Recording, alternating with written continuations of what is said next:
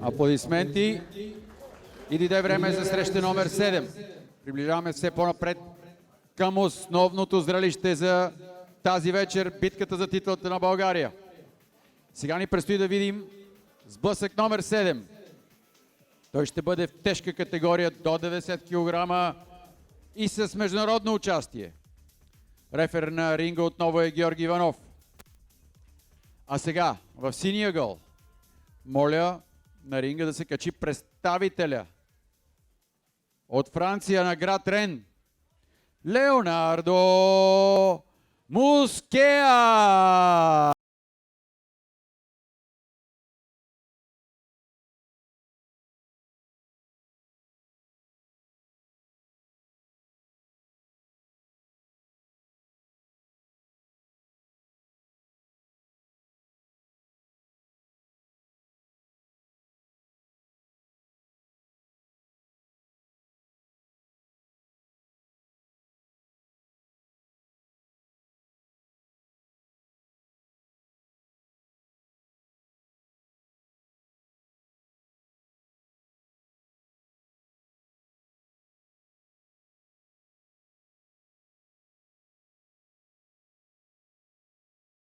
Гол срещу него. Моля вашите аплодисменти. Бих искал да повика представителя на България Иван Николов.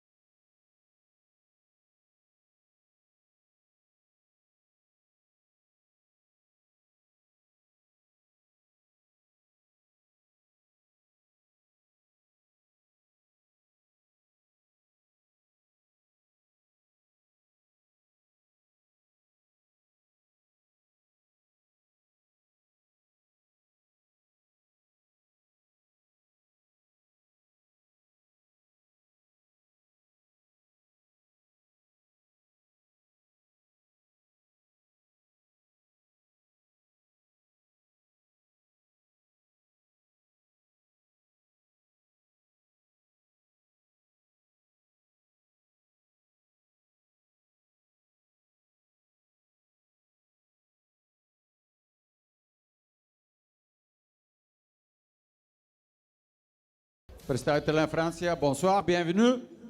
Салю. Това е боксерът от град Рен, Франция. Актив от 2 победи, едната от която с нокаут и нито една загуба. На кантара той тежи 87 кг и 900 грама. Висок е 181 см. Днес той ще търси своята трета поредна победа. Моля вашите аплодисменти за Леонардо Мускеа. Срещу него в червения ъгъл виждате ветерана от град София с актив от 15 срещи, 3 победи, 2 равни мача. Ние сме почти на едни години с него. Той е на 41, с лично тегло 83 кг и 400 грама. Висок е 170 см. И моля,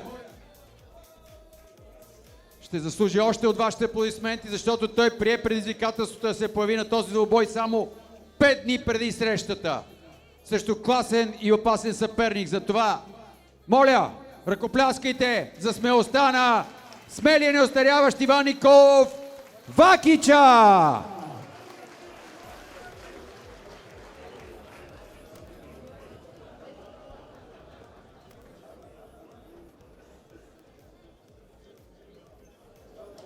Време е за екшън. Още един матч, който е насрочен в 4 рунда. Вакич е с огромно сърце. Доказвал го е неведнъж, но Леонардо Мускеа не е случайен шампион на Франция за юноши с второ място от първенството на Франция при мъжете. Доста по-тежък изглежда Леонардо Мускеа. Определено качил килограми след кантара. Ляво круше и Иван Николов е на земята. Подгъна коляно, но няма да има нокдаун. Разполага с тежка артилерия Леонардо Мускеа. Трябва много да внимава Иван Николов да прибира гарда си. Десен на паркът и ляво круше опитва отново удар отдолу Леонардо Мускеа, който е роден в Доминиканската република, но от 12 години живее в Франция, в Лион. Прекрасно ляво круше на Мускеа. Ляв прав на засрещане. Десен апъркът отново забива Леонардо Москея. Иван Николов се е доказал като боксер, който може много да носи на бой. Дясна кроше вкара Вакича, но и отнесе апъркът в тялото.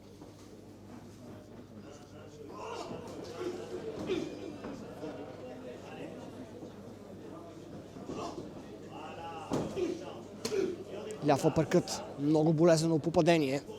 Стисна зъби Иван Николов, възпитаник на легендарния треньор на септември Стефан Стефанов Макарона. Но сега във ъгъла му е Благой Соколов. Беше натиснат надолу Иван Николов.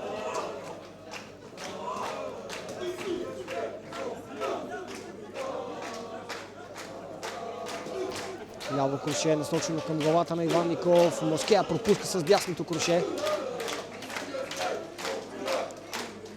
Залага на единични максимум двойни удари. Французина дясна кроше в главата на Вакича, след това десен апъркът. Още един десен апъркът, ляв прав добавя Леонардо Москея. Нямаше много време за подготовка. Иван Николов едва в понеделник разбра за тази среща. Трябваше да има друг съперник Леонардо Москея, който в последния момент се отказа Илия Стоилов. Добре е прибрал гарда Иван Николов, чийто нос вече е разбит. Игра много кървав матч. Вакича срещу Йосиф Панов, пепелянката в София.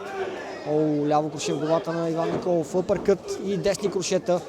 Ново дясно кроше. Иван Николов е в опасност.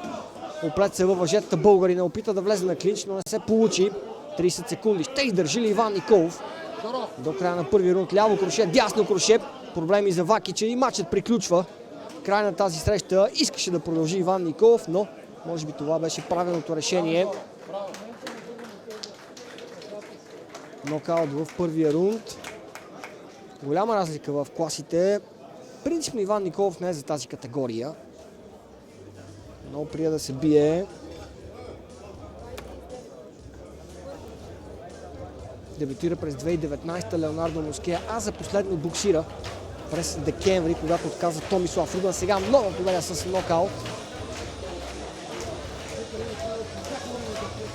Успя да спаси тази среща Иван Николов, но просто разликата в мощта беше прекалено голяма в полза на Леонардо Москея.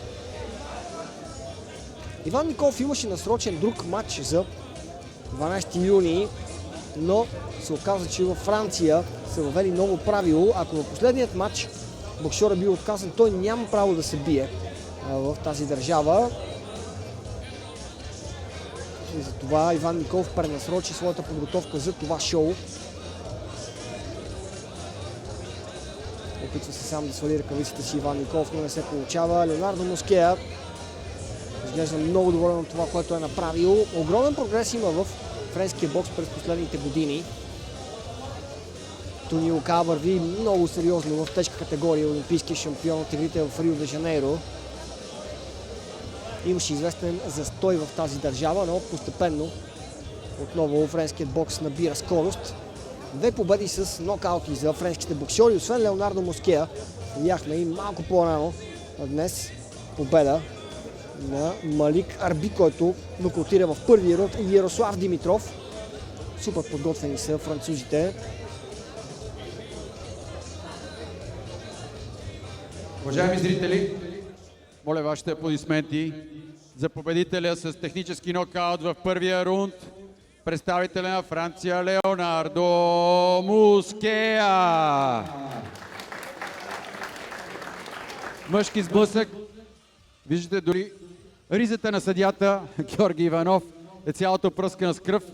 Искам обаче вашите аплодисменти за Иван Николов, който прие да се бие 5 дни преди началото на този сблъсък.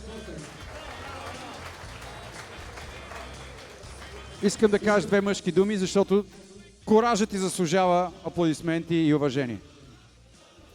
Радвам се, че отново показах, че имам сърце срещу такъв класен боксер. Благодаря на всички, които ме подкрепят. Тук ми давате сила. Аплодисменти за мъжкия сблъсък. Салютацион. qu'est-ce que tu penses de ce soir, cette très vite victoire? Малко да покажа френски аз. Какво мисли, разбира се, за бързата си победа в първи рунд? Bonsoir tout le monde d'abord. Good night for everybody. J'ai eu un adversaire assez dur en face. Je savais à quoi m'attendre. Je savais qu'il y avait des poulards qui allaient arriver. Avec mon coach, avec mon équipe, on a travaillé ça. With my coach and my team, we work defense and punch. Work hard, work, motherfucker.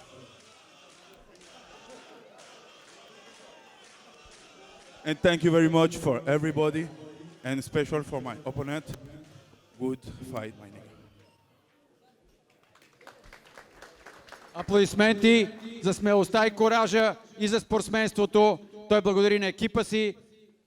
Предполагам на какъвто и език да беше говорил, щяхте да разберете, че каза работа, работа, работа. Не е от ГЕРБ, но работа до последно, за да стане това, което е удари, удари, победа с нокаут в първи рунд.